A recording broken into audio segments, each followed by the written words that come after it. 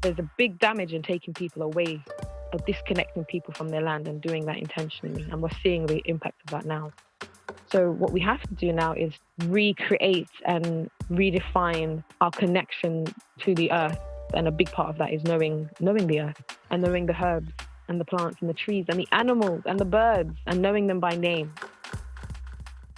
Welcome to The Future is Beautiful. Thank you for being here and being part of this. Starting in August, we will begin our second year of Presence, our online community for creative, connected, and courageous living. This is a wonderful time to join on an annual membership where you get 4 months complimentary and join us for a full adventure around the spiral. You will have access to everything we've created this past year, as well as monthly workshops, tree whispers, and community calls. It's a beautiful and powerful accompaniment to your journey, and I hope to spend time with you there. This podcast episode is part of a series of 8 conversations called Listening to Each Other, Listening to Earth. This series is a collaboration with St.Ethelburga's Centre for Reconciliation and Peace in London and funded by the Calliopeia Foundation. St.Ethelburga's builds community resilience for times of ecological and social emergency through practical collaborative action. They aspire to courageously face the realities of the landscape we're in, whilst also holding a vision for regeneration for a just and inclusive world, rooted in care for each other and our common home. Their work is organised around 4 principles, which are put values into action, seek opportunity in crisis, build community across differences, and protect what is sacred. Listening to Each Other, Listening to Earth reaches for the place where spiritual ecology and climate justice meet. It explores the integration of spirituality with grounded action through the lives and leadership of people of colour. My guest today is Rabiah Abdullah, who some of you attended the live event that we did together with St.Ethelburga's. She studied Western herbal medicine at the University of Westminster and has been a qualified herbalist since 2008. After her degree, she travelled to Ghana, where her time was spent with a local traditional herbalist, which reignited her love for nature and grew her understanding of the symbiotic relationship between nature, humans, and spirituality. In 2010, she co-founded the Rabiah Project, a not-for-profit community collective dedicated to the exploration of creativity, nature, and spirituality. She is the founder of Green Dean Tribe Retreats. The retreats are catered to Muslim women to explore and build their connection to the divine and nature, honouring their spirituality, faith, and cultural backgrounds. The retreats have grown into an inclusive platform for all Muslims to explore their relationship with nature. They now include projects like the annual Green Dean Ethical Iftar and Swap Shop. Rabiah is an alumni of the St.Ethelburga's Spiritual Ecology Leadership Programme. She's also a musician and has performed across the world with the group Pearls of Islam. In this conversation called Listening is Seeing All the Beauty, we explore the themes of earth medicine, reciprocity, and Ihsan, which means excellence. We contemplate the question, can earth be our guide in recreating ourselves? We are also graced with 2 songs from Rabiah's band, Pearls of Islam. The first song you will hear before the conversation is called Beat of My Heart, and then at the end, we play Rumi's song. I hope that you enjoy this episode. Welcome to The Future is Beautiful, with me, your host, Amisha Gadiali.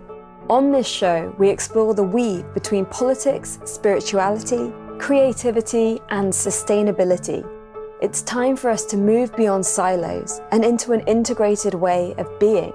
Every one of us has ideas and personal experiences to share that can lead us to a brighter future.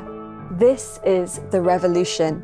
Despite the challenges we face as a global community or the pressures that we meet in our daily lives, when we stop and dare to dream, to ask ourselves the big questions and to share what we are already doing, we create the future that we wish to wake up for. That future is beautiful.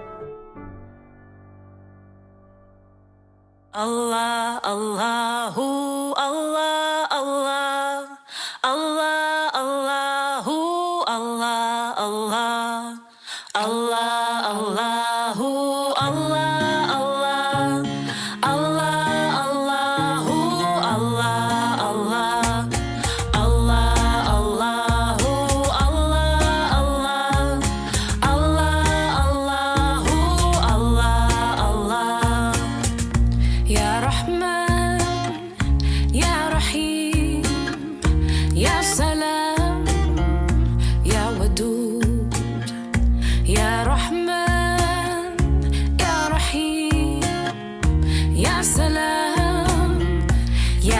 وجود هو يا الله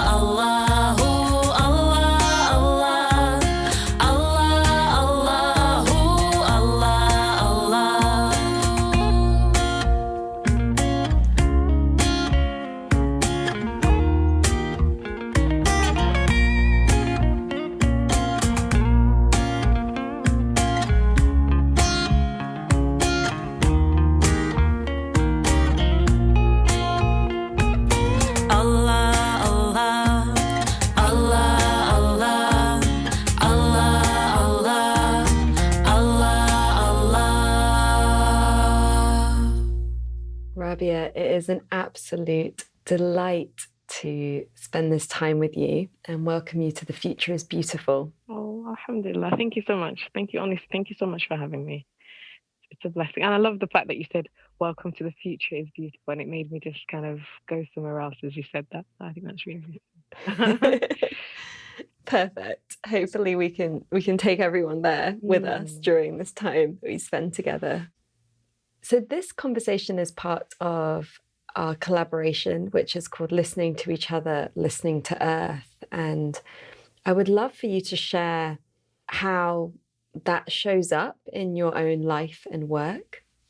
Every time I think about the idea of listening, the meaning to me changes depending on where I am at that moment in time. And I think as you ask this question, the space of listening to each other it's multi-dimensional. So when somebody says listening to each other, it's this idea of hearing the superficial words, hearing the actual sounds that are being said and the meanings, our understandings of those meanings. But I think really what we're being asked to do when we're asked to listen to each other is to really see each other. I think that's what I'm hearing, is to really see each other, to see the beauty, to see the beauty within each other, see the realities of each other. See past a lot of the jarring or the interpretations of our words and really see the meanings behind that and see where this person is speaking from, see the depth of where this person is speaking from. And that sounds very fluffy and very kind of like, oh, I want to see somebody's heart. But I think a lot of people are already able to do that anyway. And it's this idea of listening without ourselves. So listening without the ego. So listening and hearing and not thinking about the next thing that I'm going to say and not thinking about like, oh, you know what, like, yeah, next thing I'm going to add to this is this and that, but just to really be present with what is being presented. And I think that those same principles and that same approach is something that I feel like is how we should be with the earth. So the same way that we listen to each other and we are patient with each other in that space of listening, and we are seeing past the sounds and the articulations and the actual language, we're actually looking at the meaning. I feel like that's the same when it comes to the earth. Like we should be in a space of really listening to what the signs of the earth are trying to give us and trying to teach us. The really beautiful ayah verse from the Quran, which is everything in creation, everything in the heavens and in the earth are praising the divine, and it's just for us to sit and reflect and to listen to those signs. That's what makes me think of listening to the earth and listening to each other. That's so beautiful. I resonate very fully with what you share. How has your own relationship with Earth developed in your life and in your work?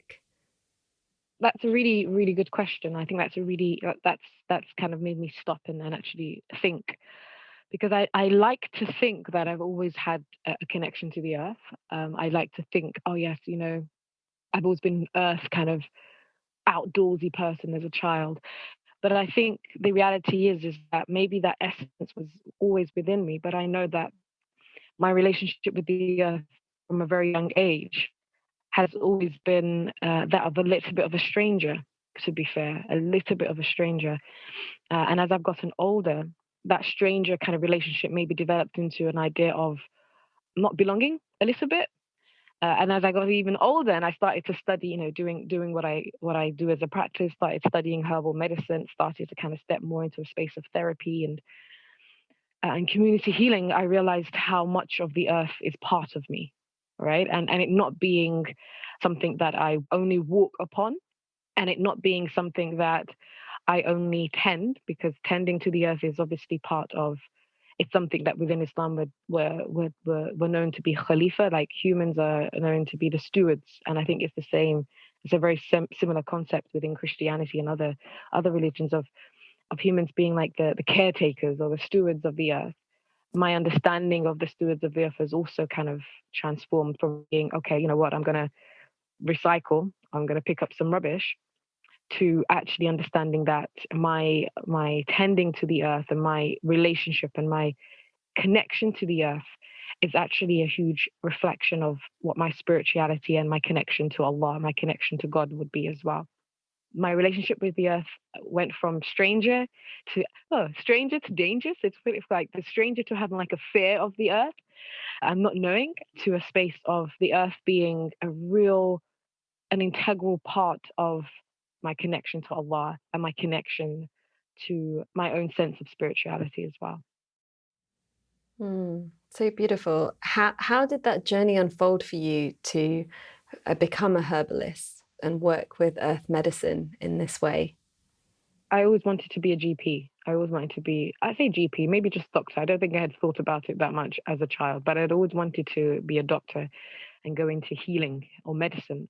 And that was kind of my whole goal. When I was sixth form, all my A levels, my GCSEs were all like science based, and like I did physics, everything. I was like applying to, when I did UCAS, I was applying to all these medical schools. And just before the year that I was supposed to go in to start medical school, I had this moment of, oh my gosh, stop. I had this pause. I had a tiny, tiny feeling of like, oh, you know what, there's so much about the medical industry, because that's what it basically is. Our health is an industry that doesn't sit with me, but this is a way of doing what I've always wanted to do.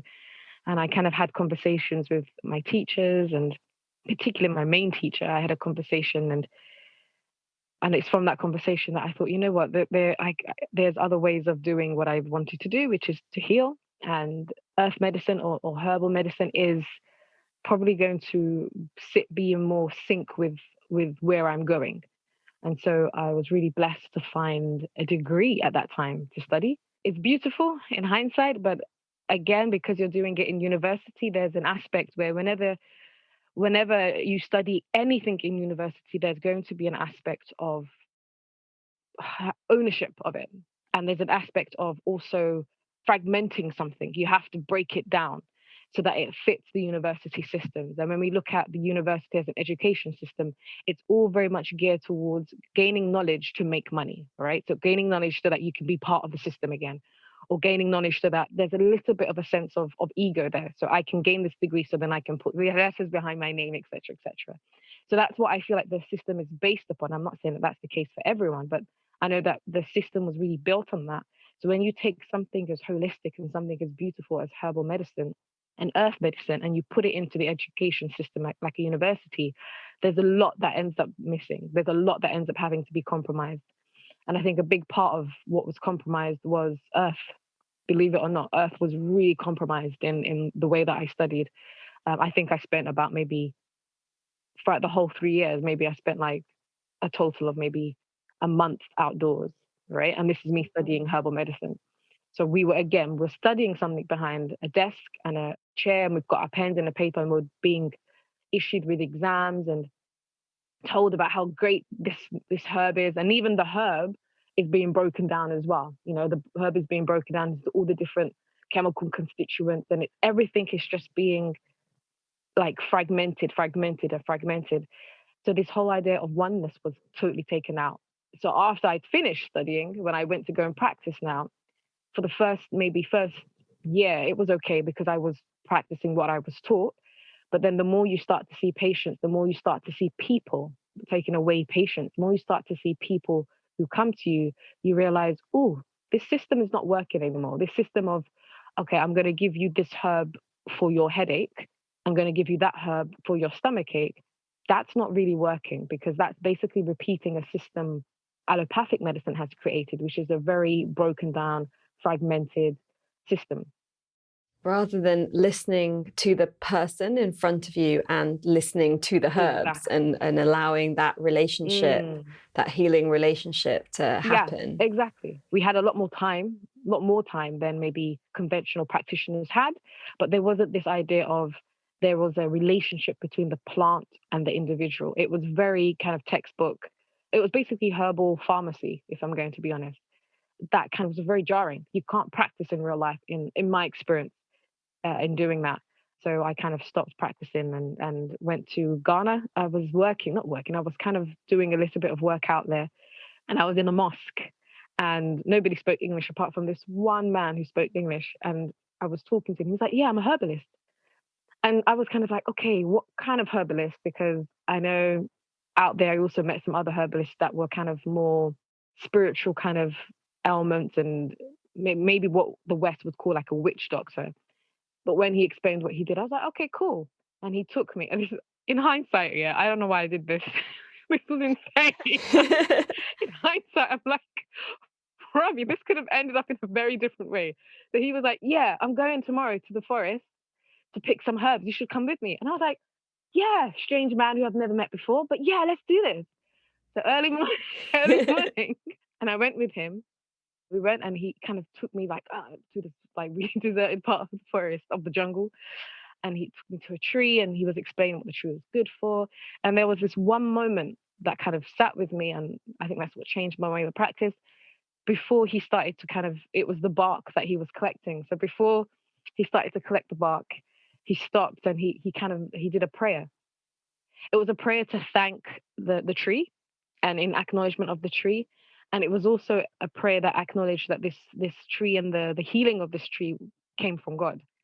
And he did it, and then he collected it, and he thanked the tree again. And I was just like, wow, like this is amazing. Like, where is this from? And he explained none of the medicine can happen unless the permission is coming from God. And he also mentioned with this medicine that he was collecting, he was very specific with the person that it was for. And I thought that was really beautiful that he actually mentioned the person as he was collecting the medicine. And that's what made me realize, like, yeah, we can't take earth traditions, we can't take earth medicine, and we can't just kind of bring it into a space. And we can't move these things into a very fragmented mindset, right? Which is this really separation that we have in our minds. It can only work when there's oneness. And so whenever I teach herbal medicine, before we even talk about herbs, the first thing that we talk about is actually just oneness. And there's so many different languages that oneness is expressed in, but we always speak about oneness, because I really believe that if the idea of oneness is not present, the healing will be less effective. Healing will still happen, but it won't be as holistic. Yeah, absolutely. That feels very clear and so beautiful. Do you have an example of a patient, a human that you have worked with a plant and you can kind of show us like how you work?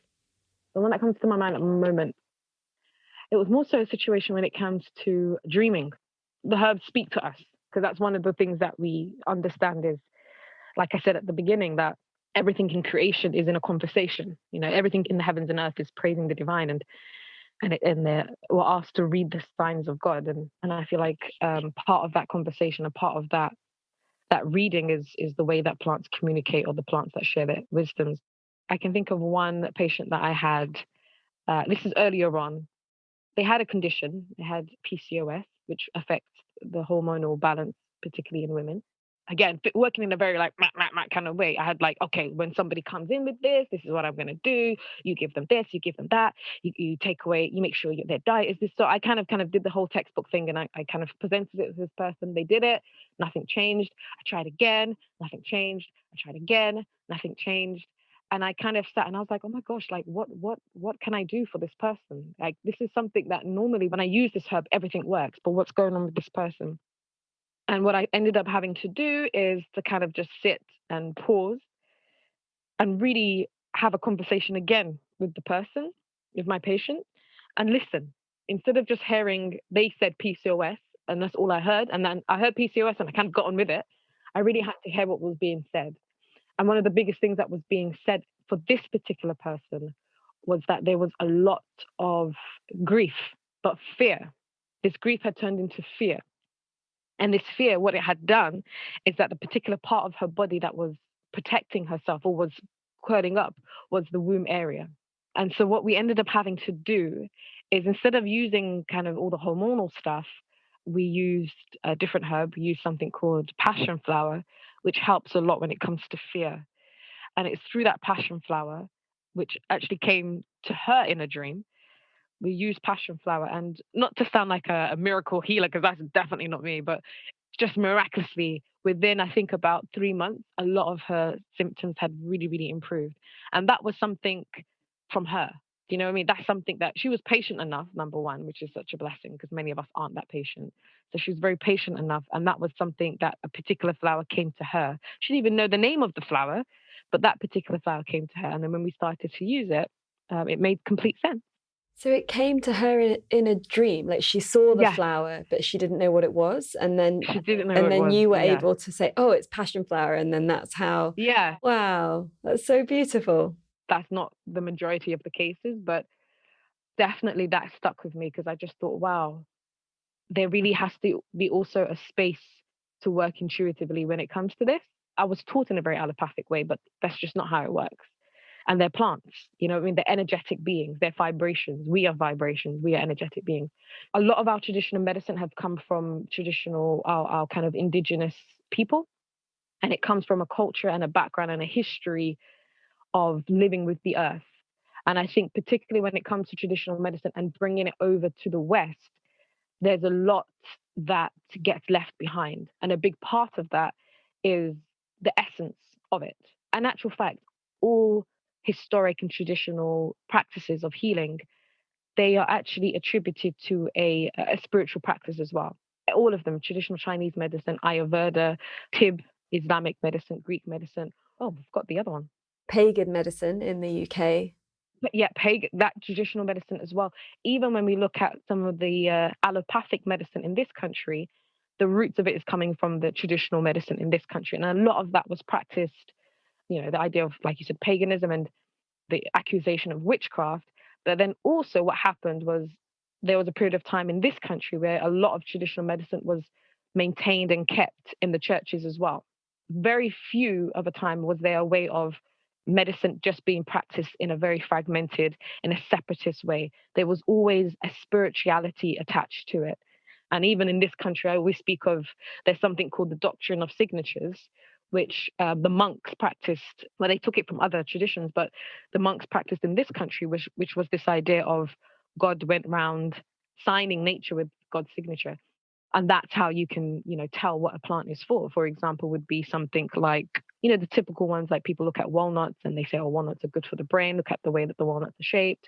You can look at things like dandelions because of the color of them. That means they're very good for liver. There's so many different ways of the nature speaking to us. And I think one of the big problems that we had with traditional medicine over here is that in good old fashioned kind of colonial mindset, we strip it away from its roots, and we just take what we think is the best parts. It just doesn't work as effectively like that, because we know that a big part of the colonial kind of ruling and a big part of the colonial mindset was you strip people away from their land and you strip people away from their connection to the land. And a big part of that was medicine. And we know that a lot of those traditional medicines that I mentioned were really limited. I know particularly things like Ayurveda were really limited at a point of time when India was under colonial power. I know that when we look at Native American traditions, like how much of that was intentionally stripped away from the Native Americans or the indigenous people of America. That wasn't by accident, you know what I mean? That was very, very intentional. There's a big damage in taking people away, of disconnecting people from their land and doing that intentionally. And we're seeing the impact of that now, to be honest. Yeah, absolutely. And even in a very kind of UK relatable way, I was really getting into foraging during like the lockdown, and I just kept being amazed at how much potent, powerful medicine was hiding as weeds in plain sight. Meanwhile, we're like marketed all these like superfoods from the Amazon or from India. And then actually nettles are amazing and there's an abundance of them and we treat them like weeds. You know, then we've got all this processed food and we've got all this food that's like shipped from all over the world. And we've been educated out of appreciating what's been given, like right there. It's free, it's there, it's kind of got the codes of earth that as humans, if we're able to imbibe, like in this season, then we will be in more connection and we will be in more of our own strength and health. I just find it really fascinating that even that's happened. Like I didn't know until recently, like the vitamin content of daisies, for example. There's so much available to us if we're able to really embrace that healing relationship with earth and the gifts that earth gives. And in that kind of process of colonization and capitalism, like so much of that has been stripped away that we can't even see it. And therefore we've stopped listening.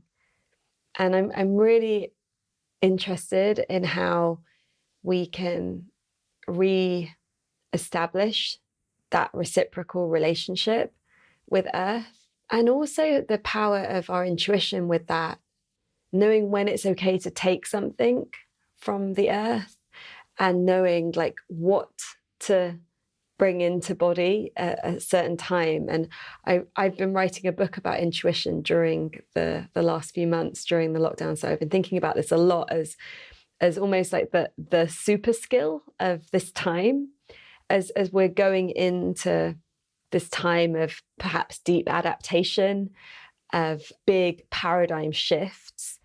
We're going to need to be connected to our intuition, and we're going to need to be strong in our being, in our bodies, in order to navigate the choices that we need to make to live in a reciprocal relationship with earth and with each other.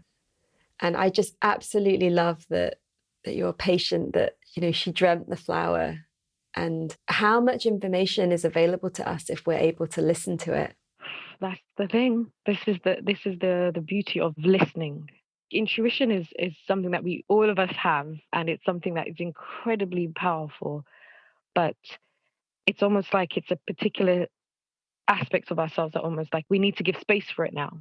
There's something that's so natural for us, which is listening, because as we learned in school, that's why we have two ears and one mouth, as my teachers always used to say. You know, something that's so natural and so important for us to listen, that we almost have to actually unlearn a word. I'm not sure if unlearn is a word, but I'm going to use it. We have to unlearn how we've been taught, right? And that's from a very, very young age, because from a very, very young age, we've been taught that listening is not speaking. And then as we grow within our education system, we're actually told the importance of being listened to, the importance of being listened to, and what that means to us. If we are listened to, we need to be listened to. And we do need to be listened to. I don't want to take that away from from so many of us that haven't been listened to. But I also think it means that there's an aspect of so many of us walking around and not hearing what needs to be heard. And that requires a space of stillness, a space of openness. And I think for a lot of people, that this lockdown has actually been that space. From when I speak to a lot of my patients and when I speak to a lot of people having conversations about, the new connections to what they're appreciating and what they're learning from this and the difficulties of the quarantine. I think for a lot of people that need that moment of stillness and that moment of contemplation has actually come, for some of us, has come from this lockdown. People have never been so appreciative of nature as they've been now, because they're starting to hear the birds. Well, maybe not so much now because everything's slowly going back to normal. But at the beginning, people were like, I never knew I had birds in my area. Or the nature was able to really speak to us and allow, and was asking us to listen. And it reminds me of a teaching of the Prophet Muhammad, peace be upon him, the importance of neighbors within the Islamic tradition, like knowing your neighbors and caring for your neighbors, to a point where it's this thing of, if I'm eating in my household and my neighbors are not eating, I haven't got any food to eat, that's accountability on me, right? If my neighbors don't have food, or if my neighbors are not being looked after, or they don't have what I have, that's on me. And it also makes me think about the importance of, that's our human neighbors. There's also an aspect of that being extended to the neighbors of nature, the trees that are in our area, the plants. There's definitely going to be a tree that you walk past every day on your daily walk or on your way to work. And the importance of knowing that tree. How does that tree look during autumn, winter, summer, or spring? What is the name of that tree? What's the history of that tree? And that's a way of us starting to ground ourselves on this land. And I speak about this a lot because it's one of the ways that we're trying to really reconnect to a sense of belonging or a sense of presence on this land. And that's me speaking, who, I was born and bred in East London, but there's still a sense of not being present upon this land because my parents are from the Caribbean. So they came onto this land, and their parents and they were taken from, I'm coming from, my ancestors were taken from their lands in Africa. So this movement of removing people from a land and constantly removing people of a land, there is always a sense of the body wanting to settle. The body and the soul needs to be a sense of belonging, or presence, rather. Let's say presence, because we belong to the whole earth, and the earth belongs, we're interactive in that way, but a sense of presence, which I've only recently realized I never had. Growing up, I never had this sense of, I'm present, I'm here. I am here in these lands of, United Kingdom, because I never had any awareness of it. I never had any attachment to it. And I think during doing the herbal medicine and even doing the other work with like green bean and things like that, that's only now I've felt a bit more present with where I am, and a bit more, and with that presence came a sense of belonging, particularly for children of immigrants who have come into this country, or whether we're talking about people that have migrated into this country. The sense of belonging it's really important. It's really important, and the sense of presence is so important to being present within the society as well.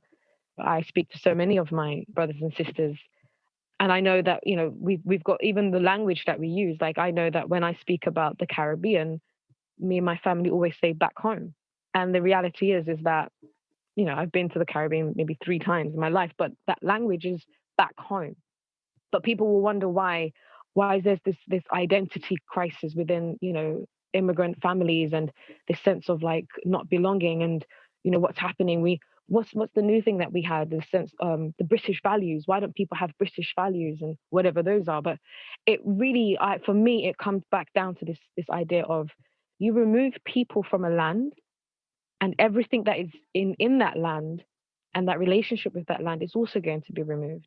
So what we have to do now is just really recreate, redefine our connection to the earth. And a big part of that is knowing the earth, and knowing the herbs and the plants and the trees and the animals and the birds, and knowing them by name, or the names that they're known to in that local country. Hello. We're taking a short pause from the conversation. On behalf of our team and our community, thank you for being here and co-creating The Future is Beautiful. Much dedication, love, and time goes into the production of this show. We believe in being advertising free in a world that's always trying to sell us stuff we don't need. And so we make this show with you and for you, thanks to your support.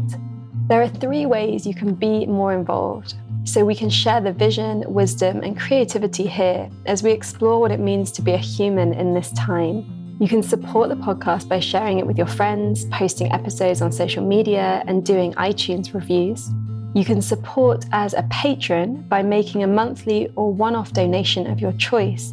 And with this, you join the Global Patrons group and monthly video calls where we share connection and insight. You get to know the other amazing patrons from around the world, their stories and their work, and you offer direct support to me and the team, as well as being brought into the behind the scenes of creating something like this. It sounds like a lot, but it's as much or as little as you want to get involved in. You can become a member of Presence, our membership collective of care and practice, where we explore how to embody the themes of the podcast with workshops, calls, special events, tree whispers, and powerful tools, practices, and rituals that you can bring into your life.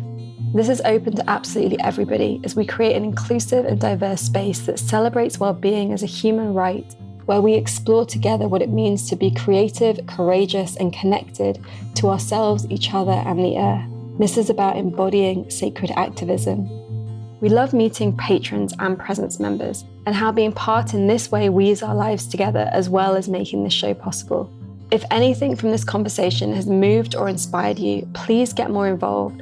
All information can be found at www.thefutureisbeautiful.co/community. This show really can't go on without your patronage and Presence membership, so please do make it happen. And now, back to the conversation. With the work that you've been doing with the Green Dean tribe retreats, and these are retreats specifically for Muslim women, and mostly it's Muslim Black women, is that right? Mostly women of color, but mostly just a diverse mix of Muslim women. Range of that, we've got women of different ages. We've got women who are kind of raised Muslim, women that have converted to Islam. We've got women who relationship with the Muslim community perhaps is or their experience of Islam and the community hasn't been great, and so now they're just trying to heal that, or their practice is very different. I've never been to any of these retreats and found like, okay, we've got a type, you know what I mean? We've got a type of people here. It's the beauty of it is that, particularly that we speak a lot about the earth, we tend to attract people that are looking to connect, looking to kind of do some reflective work in nature. Maybe they're uncomfortable with it, but they're going to do it. You know what I mean? Maybe they're a bit afraid to do it, but they're going to do it. Longing for that Longing, connection. that's it. And the longing, oh my goodness me, the longing, that yearning to be with the earth. I think I really underestimated it, right? And that's one thing I've really learned. When we first started this out, I think in my head, I thought I was like I'm the only Muslim person who likes nature. You know what I mean? Like this is how it was in my head. Like I was like, and the only one that was looking within, there was a small community of us that was looking within our tradition and within our spirituality to aid that connection. Because, I spent a lot of time, and I still spend a lot of time in other spaces of nature connection and speaking about the connection between nature and spirituality and all of these beautiful spaces. But the biggest thing about them was that they weren't rooted in my tradition, my Islamic tradition. A lot of it was either they took a lot from Native American traditions, they took a lot from Hinduism, they took a lot from Buddhism, they took a lot from a lot of different spaces. But for me, it wasn't rooted in my tradition. So a lot of it I had to code switch, right? Because there's beauty and wisdom in all of it. But in my head, I had to be like, okay, so they've used this term, but okay, in my head, that's what that means. I was able to do that, but I thought to myself, there's beauty and there's power in sitting with this and using the language that is familiar to me, using the understandings, using the Quran, using the life of the Prophet Muhammad, peace be upon him. That in itself will ground my connection and those women, the women that we work with, their connection even more to the earth and two, their sense of healing that will come with their connection to Allah, their connection to God. So yeah, it was surprising to see how much longing there was when we first put it out. And, I think the first time we put it out, we had 10 spaces, maybe a bit less. No, 10 spaces we had. And we had like almost 50. And this is the first time, 50 or maybe 50 to 60 women that were really interested. And this is just the first time we put it out. I mean, it was kind of a bit like, we'll just see what happens. And it just showed us that the interest and the need. So we've been doing it ever since, 3 days in nature, using, meditation, using dhikr, which is like the chanting of God's names. We pray together using the 5 daily prayers, which is beautiful because that's so rooted in nature in itself, because it's so linked to the cycle of the sun and, the way that the sun moves. So using that as a means of our connection to the earth as well, and using our connection to water and looking at the life of the Prophet, peace be upon him, and using the Quran as a means of rooting our reflection and our meditation, and just sitting in nature, to be honest. Like this, for many of us, that's not even an option, just to sit in nature and listen. And when you listen, you receive. And that's one of the things I experience myself when I did, when I do my practices. Been a blessing, because for so many women that have joined us, this space has been like the beginning of such a big transformational journey. I'm not personally going to take credit for that at all, because obviously that's nothing to do with me, but it's so beautiful that that's what this space has allowed to happen. It's allowed transformation to happen either in the space or within the person after being in the space. It's really powerful, and it's a real blessing. Such a blessing. I'm hoping, inshallah, we can continue after, maybe when things, I don't know, maybe we're planning to maybe start back again next year. When we can gather Yeah, again. because we had to cancel this year. But yeah, maybe next year we can gather again, inshallah, by the grace of Allah. Yeah, it's really beautiful, that work that you're doing. And, you said it came from like a selfish notion but really you have been somebody that's been comfortable or has been brave and gone into spaces that aren't centered for you. But actually, for many people, that invitation into spaces that aren't centered around their faith and their ethnicity and their race, it's not spaces that are possible to walk into for a whole number of reasons. But for some Muslim women, it just wouldn't be appropriate to go into like a Native American white-centered space, like to connect with Earth, and that wouldn't be acceptable in the home to go and do that. And for some, it just might not feel okay. Yeah, to be honest, I was able to do that, and I can confidently say, with all those spaces that I've been in, I received. 100% I received. But there was an aspect of myself that was not able to be present. Whether that's to do with the practices, or whether that was to do with being the only Black person in the room, or whether that was to do with that feeling of, oh, am I participating in aggressive cultural appropriation? Because I mean, sometimes cultural appropriation happens accidentally, doesn't make it right either. But when it's really aggressive, your body embodies it. You can feel like, oh, honoring of somebody's culture is not happening here. For me, that made my presence not there.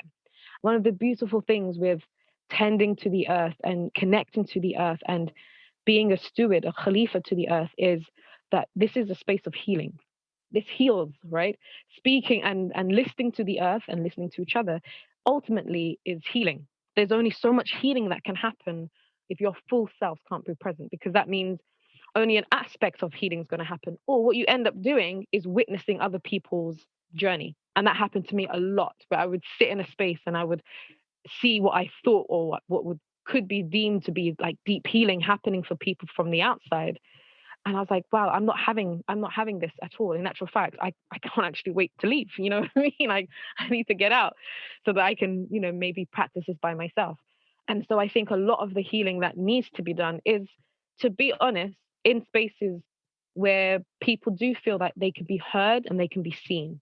And there's aspects of themselves that they don't need to explain, they don't need to represent, they can just be present. And that's one thing, particularly as a Black Muslim woman, there were so many times I was in a space that I was like, okay, if I'm not representing, if I'm not the only token person of color, then I'm going to be the token Muslim. So I'm going to, especially a Muslim woman, like in especially a lot of these spaces, it was about, oh my goodness me, I have to, everything I say is going to be judged according to this oppressed Muslim woman.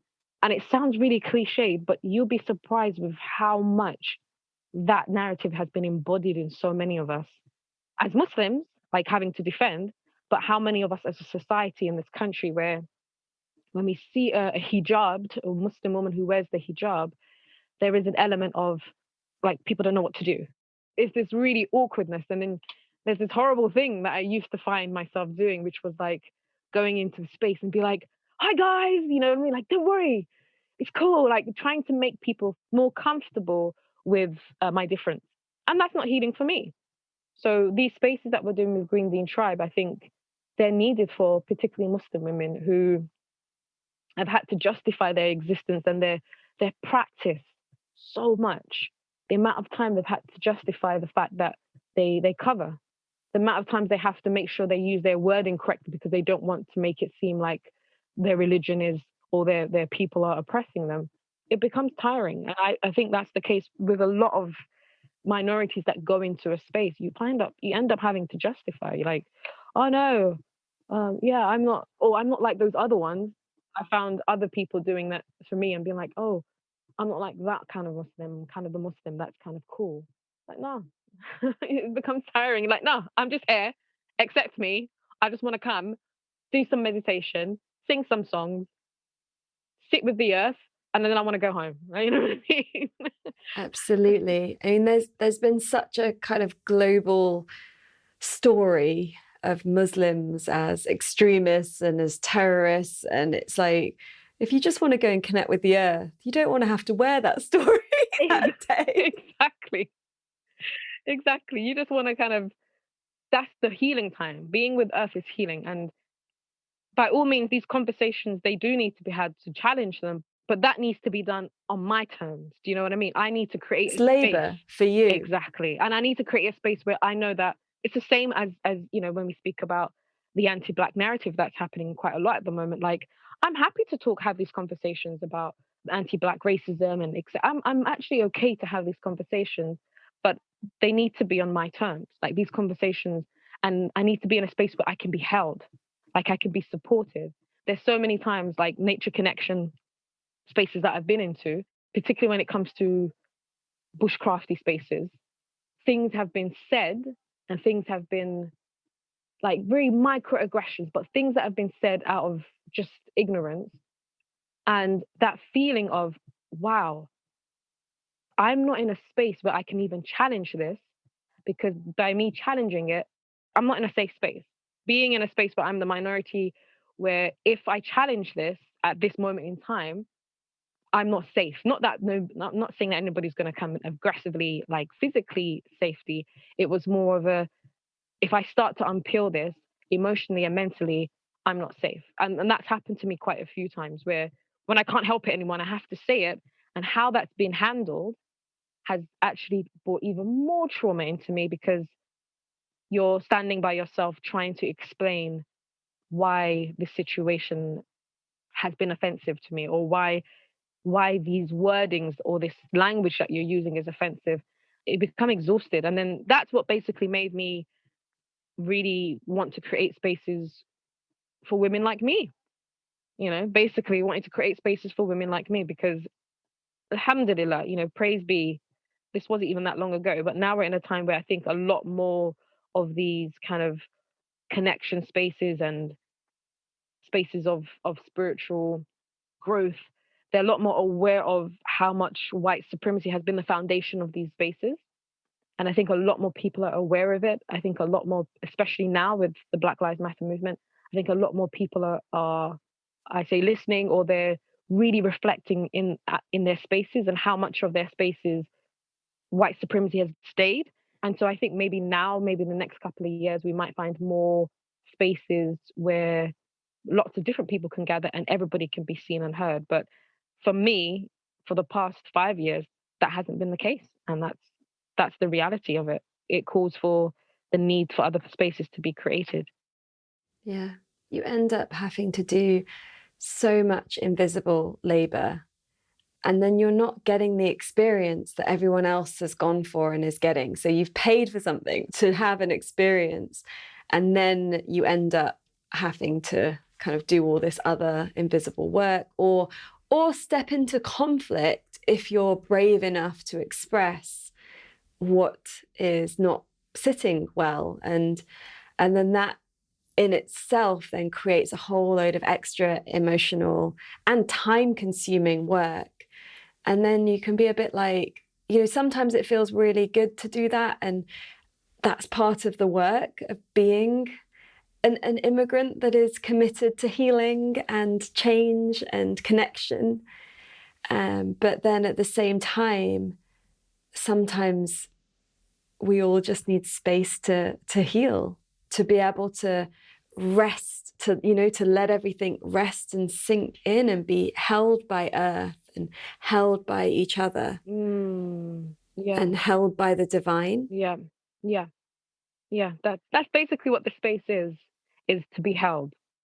So many of us need to be held in whatever capacity. But yeah, that's the retreats. That's how the retreat started, is a space for us to be held and the healing to be done. The healing of separation to start, right? Because that's what separation is. It's like the wounds of separation to start to being healed. And alhamdulillah, it's growing. It's transformed, and it's transforming into whatever it needs to be for those women that participate. So for many women, they would come to these retreats and they leave and they're inspired to start tree planting, or they're inspired to start their own kind of silent walks in their community. Or we've had women who've started off doing like ethical swap shops or film nights, and it becomes a ripple effect, which I think is really, really powerful, really powerful. I mean, we speak about activism a lot, and I know that there's like a really traditional way of a template that maybe activism looks like. Sometimes we feel like activism looks like a particular way. But when I see the impact of what's happening with this movement on Green and how it really is grassroots, I really see this as activism. I really see this as a way of empowering those on the grassroots level. I see it as a way of empowering us to be able to grow our own food, empowering us to be able to make and understand our own medicine, empowering us to understand the land and have presence upon the land, empowering us to really start to want to and know that there are spaces where we can be heard and seen. And we don't have to just accept, okay, I'm going to join this space because that's the only space available. Like, we can actually just start creating our own spaces. It's been a really beautiful journey, and I'm really intrigued as how it will continue to grow and how it will transform, because it will.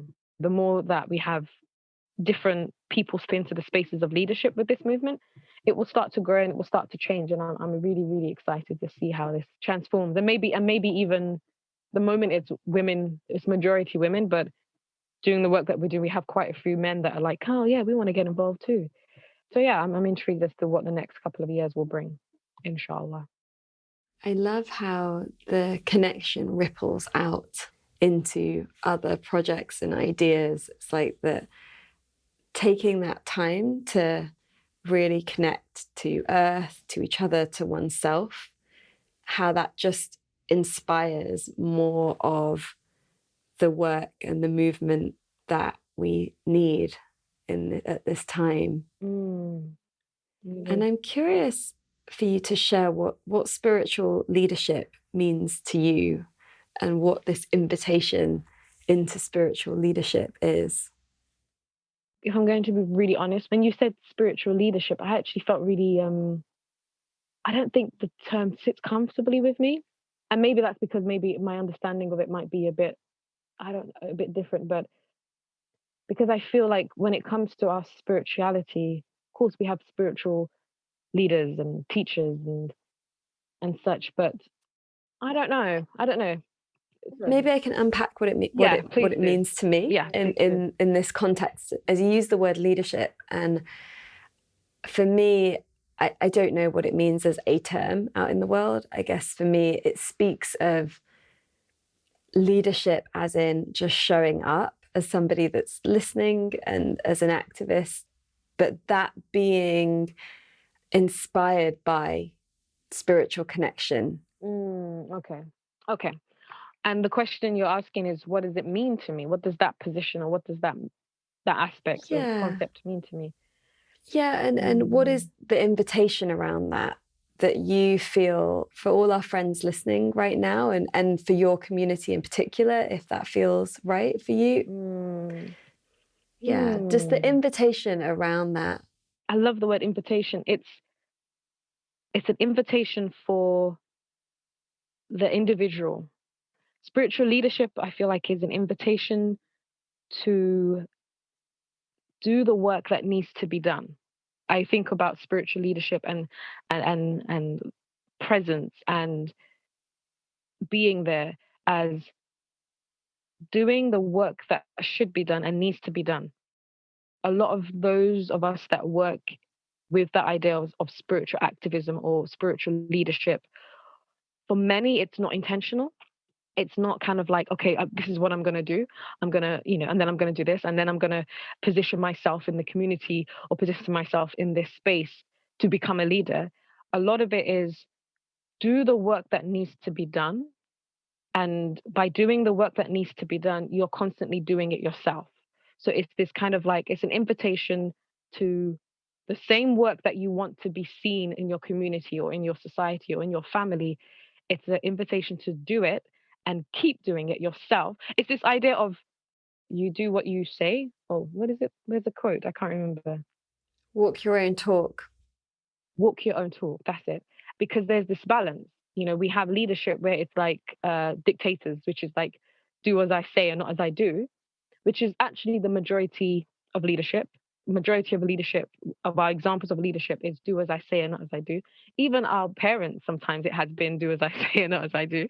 Let's be honest. Like, why are you doing it? And that's why spiritual leadership, real spiritual leadership, has to actually be something that this person is doing themselves. On the other side of that scale is others who would kind of be like, I can't step into leadership because I'm not perfect. And that is the total opposite of what leadership is, because purely through embodying it yourself, you start to naturally start to be in a position of leadership. And with leadership comes the even more of a need to embody what you are being asked to do, and even more the need to be grounded, and even more of a need to practice what you preach. Because we've seen it, like true leadership and change and transformation, because that's what spiritual leadership is. It's about being an example of and guiding, being an example and creating spaces and creating moments and opportunities for change to happen and for healing to happen.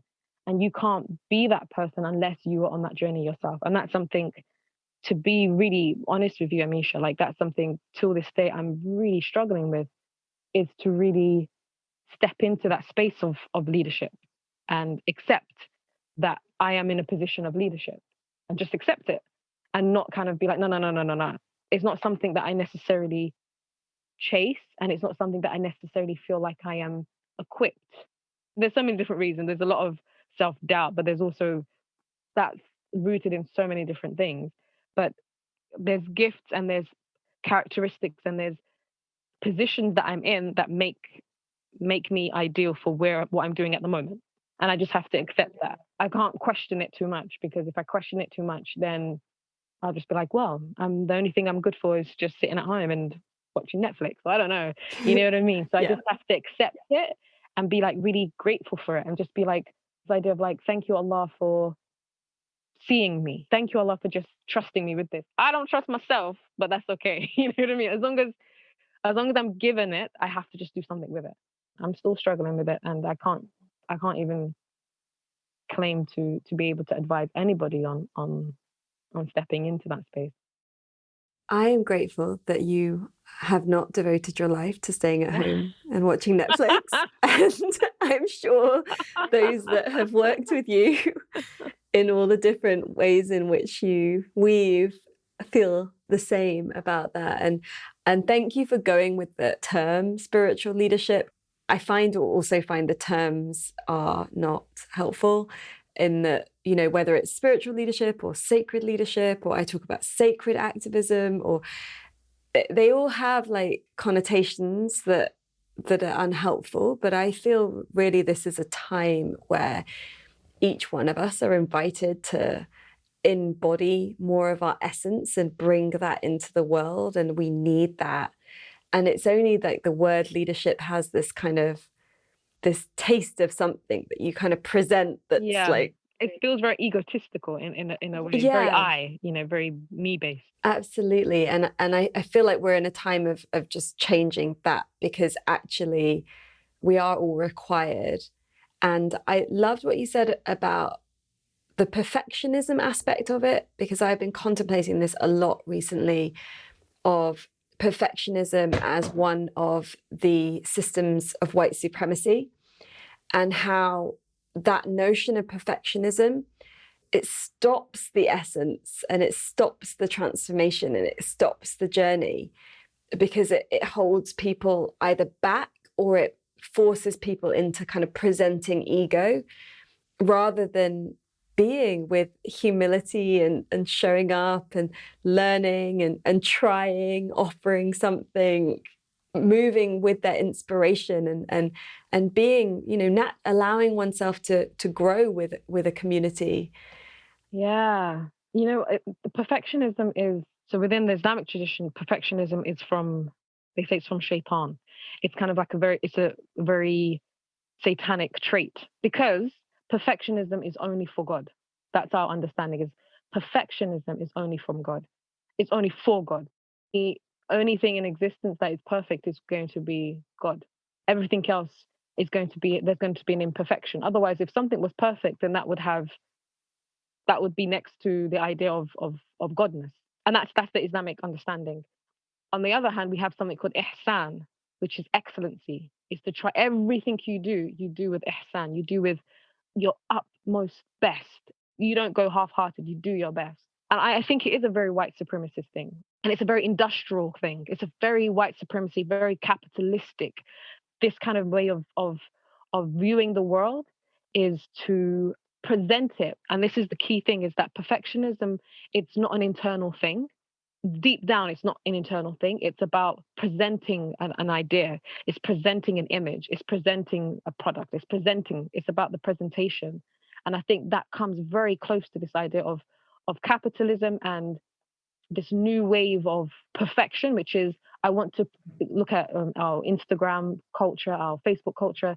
It's about presenting something that it seems to be perfect.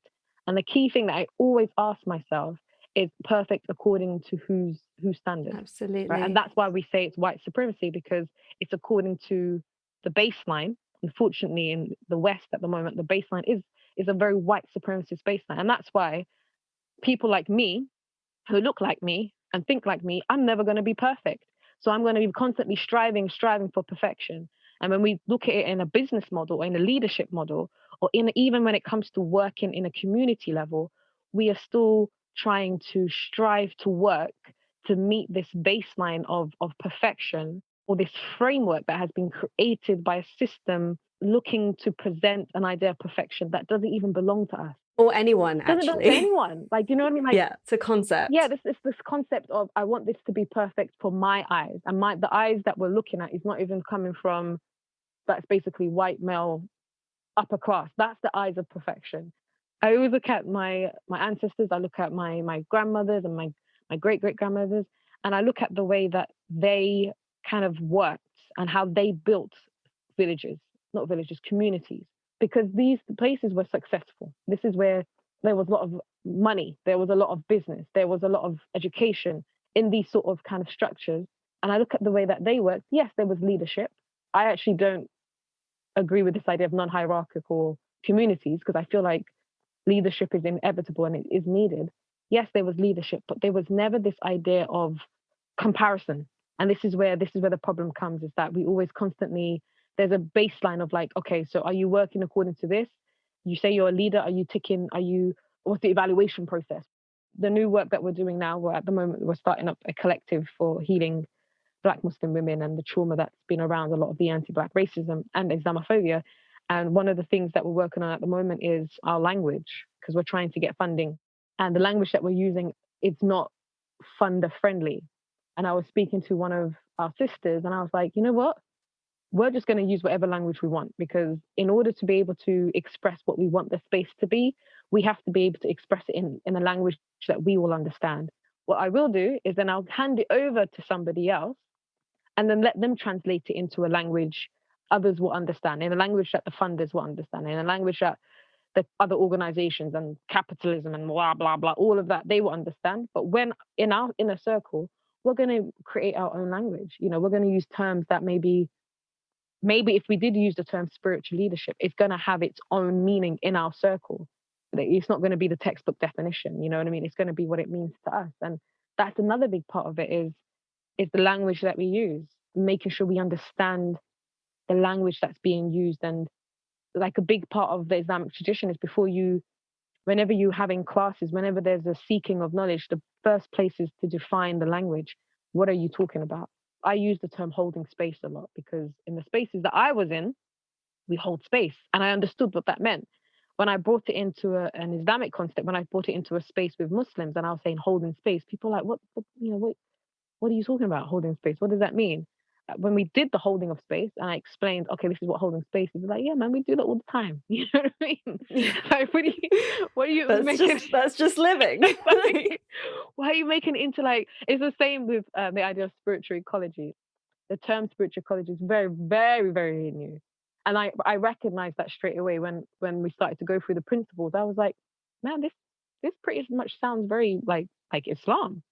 And again, when I presented the ideas when we did our session at the retreat, everybody was like, why, this is just like, this is within the deen. Why are we presenting things in different names and different, renewing the language? And I was like, because we need to. There is a need for language to move with people's understanding. And that's what I think is also a big challenge that we are working with, because it's easy to just repeat white privilege. We had the conversation about the term white privilege, and someone was like, no, a privilege is something that you work for. This is not white privilege. This is white tyranny. And I thought, yeah, can you see like how we all know what white privilege means. Well, most of us do.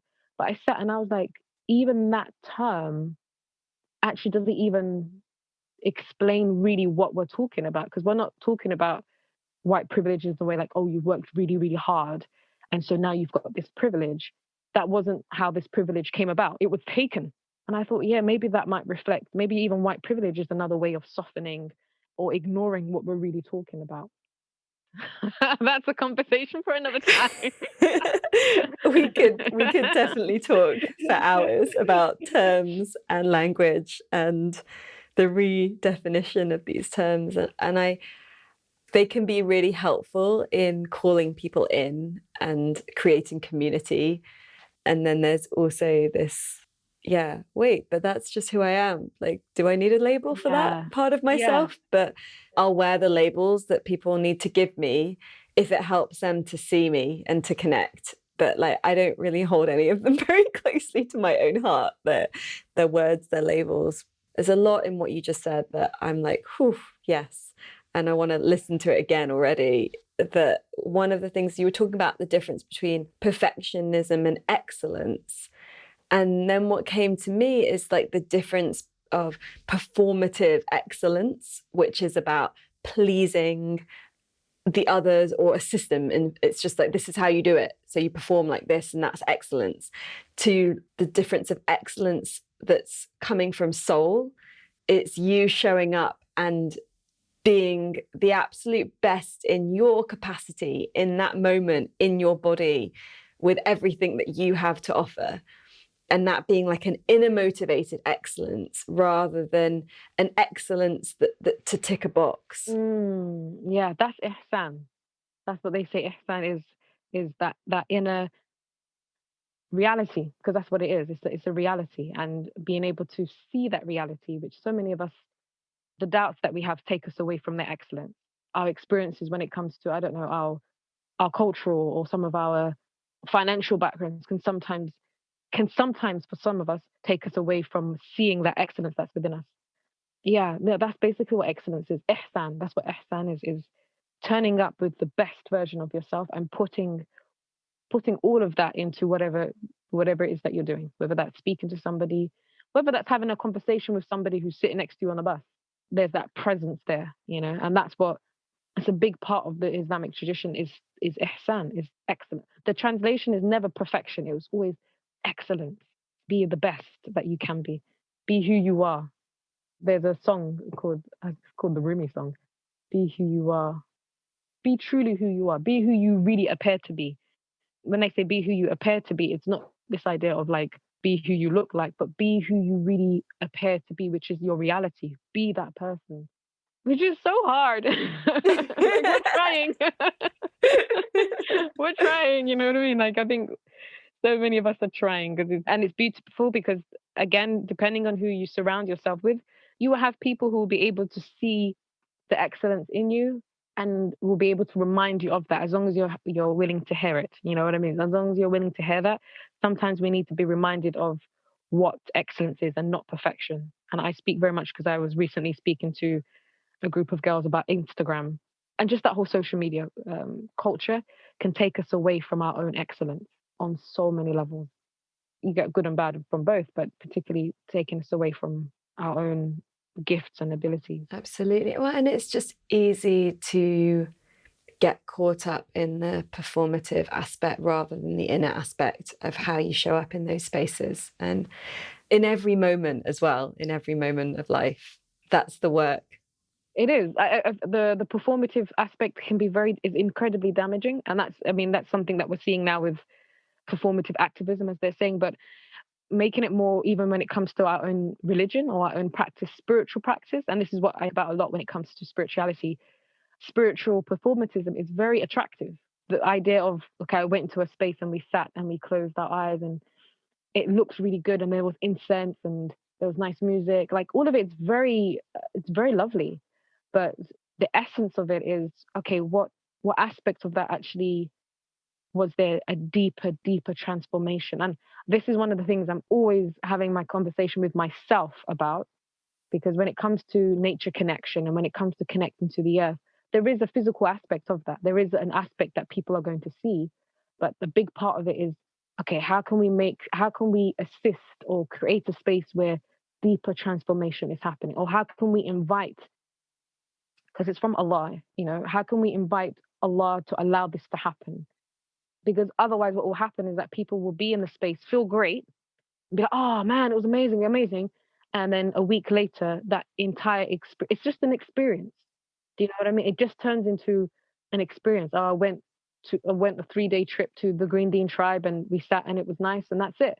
If that's all that it's going to be, then, we might as well have gone to Brighton and looked at went on the beach, which is absolutely fine as well. But if you're looking for transformational change, if you're looking for spiritual change, a lot of it comes from intention. And so much of it comes from intention. And that's why in our spaces and every piece of the work, and I'm really grateful that that's one of the things that we did before we had this conversation, is intention, because that's where the seeds are planted and that's where they grow from. Like the performative aspect hopefully changes with the intention, and you need to have someone who's always going to keep your intention in check, because your intention will always change. And that's where community comes in, and that's where teachers come in and guides and mentors and elders. This is where they come in, because they will help to keep you in check. They will help to remind you, oh, let's look back at what your intention is. And I think that that's really important when it comes to community building, is to have community that you're accountable for, elders, teachers, guides. Beautiful. Oh, Rabiah, it's been so beautiful to spend this time with you. And as a closing question, I would love for you to share just a little bit about your music, because we're going to be experiencing it in this episode. Another big part of how some of the work that I'm doing is manifesting is through creativity, and that is through doing myself and my sister. We are part of a devotional band, I call it. I don't know. Again, labels, but a devotional music of bringing together the idea of our creativity and our spirituality. So we play the drums and we use the guitar, and some of what we sing is in Arabic as a means of our spiritual heritage or our Islamic heritage, but a lot of it is also in English, because that's our way of understanding and connecting, and it's just a way of us expressing our yearning and our learnings and and our understandings. But then also it's a way of praise and connection to the divine and to the Prophet Muhammad, peace be upon him. Because another big part of healing is through music, is through song, is through collective song.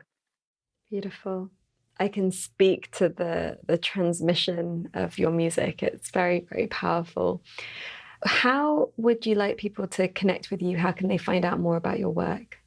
So you can check out the rabbaniproject.co.uk, RABBANI project.co.uk, and that's where a lot of the information about the Green Dean Tribe will be. You can also check out the Green Dean Tribe on Instagram, and you can check out the Rabbani Project on Facebook. You can check me personally out on Instagram at the Herbal Blessing Clinic. And also, if you are intrigued about some of the musical stuff that we speak about, then check us out on Pearls of Islam on Instagram and on Facebook, and keep up to date with some of our music and some of the workshops that we do regarding music and drumming and song and things like that. Thank you. Yeah, no, thank you.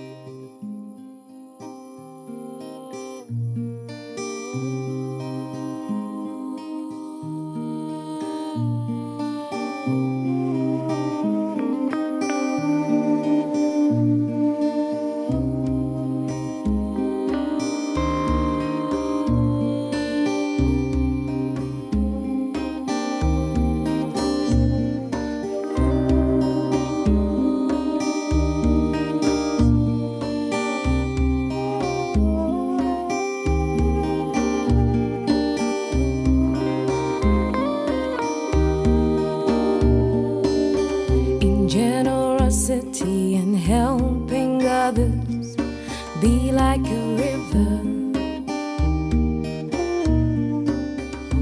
In compassion and grace, be like the sun.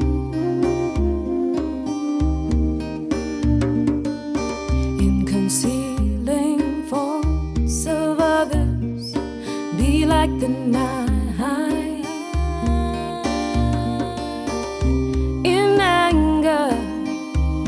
Fury, be like the dead ones. In modesty and humility, be like the earth. In tolerance and acceptance, be like the sea. Oh, be as you are. As you appear to be as you are. Oh, be as you appear to be. Be like the river and be like the sun. Be like the night and be like the dead ones. Oh, be like the earth and be like the sea. Oh, be as you are. Oh, be as you appear to be.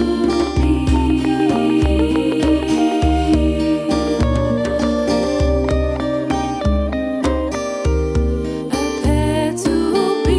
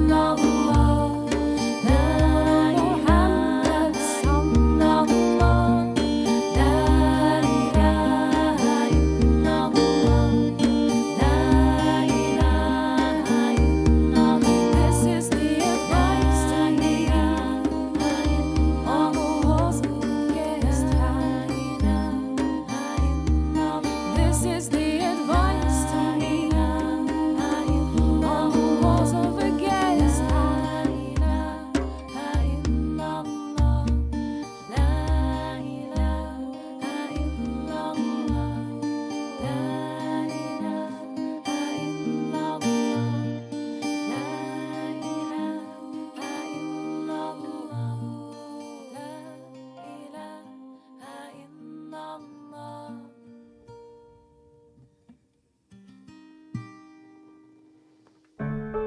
Thank you for spending your precious time with us. As always, you can find links to everything we mention in this episode, download our book, and discover so much more over on the blog. We don't believe in selling you things you don't need through this podcast, and so it's made possible with you, our community. If you loved this and would like to fund our show with a monthly donation or join our online group to connect with other listeners, please visit www.thefutureisbeautiful.co and click on Community and Support. Please also share with friends, hit subscribe, and leave us a review so we can grow. Those gold stars really help others find us, so these ideas can spread. Here is to us, creating a beautiful future together. The Future is Beautiful is made by an all-female team working voluntarily or on reduced rates until our listener support grows. If you have been moved by anything you heard here, please donate the equivalent of buying us a drink. All donations make a huge difference to us and will allow us to keep doing this and remain advertising free. Until next time, I leave you with this question. How will you create beauty in the world?